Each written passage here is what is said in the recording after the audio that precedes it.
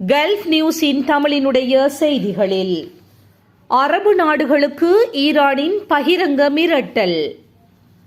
ஈரானின் இஸ்லாமிய புரட்சிகர பாதுகாப்பு படை IRGC அரபு நாடுகளுக்கு ஒரு புதிய எச்சரிக்கையை விடுத்துள்ளது.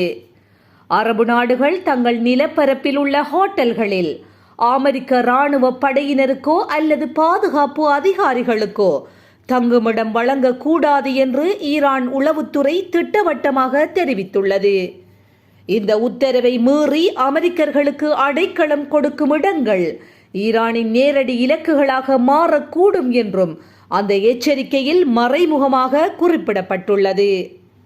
அமெரிக்கா மற்றும் இஸ்ரேலுடனான மோதல் உச்சகட்டத்தை எட்டியுள்ள நிலையில் அண்டை நாடுகள் எக்காரணம் கொண்டும் அமெரிக்காவுக்கு தளம் அமைக்கவோ அல்லது லாஜிஸ்டிக் ரீதியாக உதவவோ கூடாது என்பதில் ஈரான் உறுதியாக உள்ளது.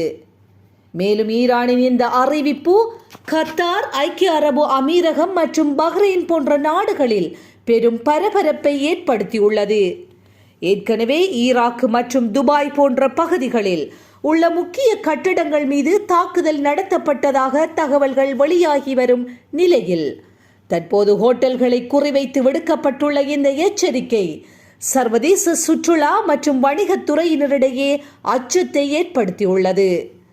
அமெரிக்க படைகளை தங்கள் மண்ணிலிருந்து வெளியேற்ற அரபு நாடுகளுக்கு அழுத்தம் கொடுப்பதே ஈரானின் இந்த அதிரடி நடவடிக்கையின் முக்கிய நோக்கமாக பார்க்கப்படுகின்றது.